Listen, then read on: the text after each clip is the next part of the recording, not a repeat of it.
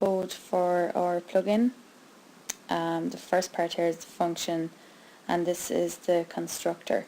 So this just initializes everything in the plugin for widgets. So here we just create an array. We have the class name, which is the name of our plugin, and the description then, it's just a short description on what the plugin will actually do. So you can change that if you want to make the description a bit longer.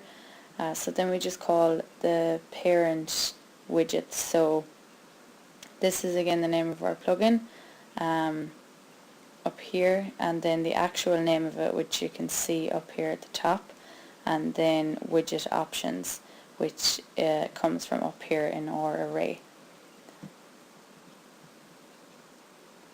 So just down into the first part, so like I've said before, when you use this WordPress widget, you need three functions, which is the widget, the update, and the form. So the first part is the widget, and this passes the arguments that the widget needs to display. So you have the two arguments here. So we have extract, and this will take all the different arguments to the widget, and it will separate them. So just down here then what we have is our title. So this instance, what this line does here is it basically looks for a title. If there is no title, it will put in this. So this is kind of like a default. So if you don't enter in a title, this will come up on our widget. And then we just do the same for Facebook. So if you don't put in a Facebook link or Facebook ID, it'll just come up as blank. Same for Twitter and same for Pinterest. So this is actually quite an easy plugin to do. So basically once you have it done for one of them, like example Facebook, what I have done for this code is just copy and paste it and change. So even though there is quite a bit of code, it's actually pretty easy once you get one working. So then down here as well we just have this PHP closed. Just an important part as well is you're not to have any white spaces before the PHP opening and closing. So just make sure as we're going down through the code that that we don't have any spaces before or after it, because this will give us errors as well. So we've gone through that, and then this echo here, it just echoes back to the screen.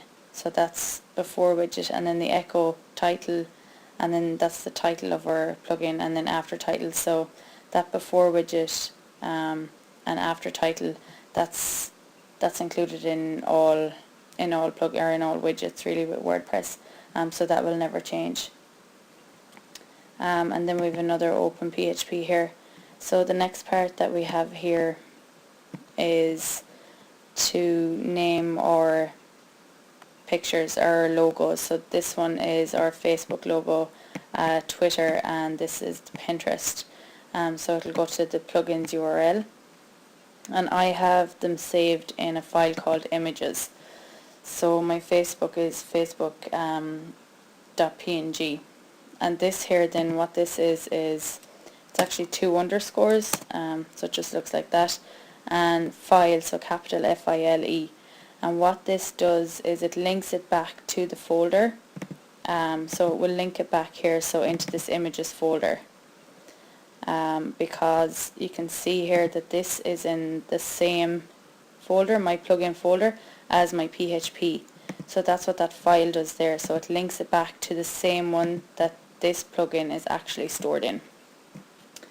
So now we've initialized them, and then we need our href, so our HTTP for Facebook, Twitter, Pinterest, and then we echo back Facebook, and then this is our image here, so you can just see that. So that's our icon that we have now named up here in each one of these, and I've just set them to height 50 and width of 60, just because we have the three of them. And we've echoed back to the screen again with the after widget, and that's, like I said, needed in all. So the next function then that we need is our update. So this saves the IDs that will be used in the widget, so our Facebook ID or our Twitter ID. So for the sake of this, I've created a Pinterest and a Twitter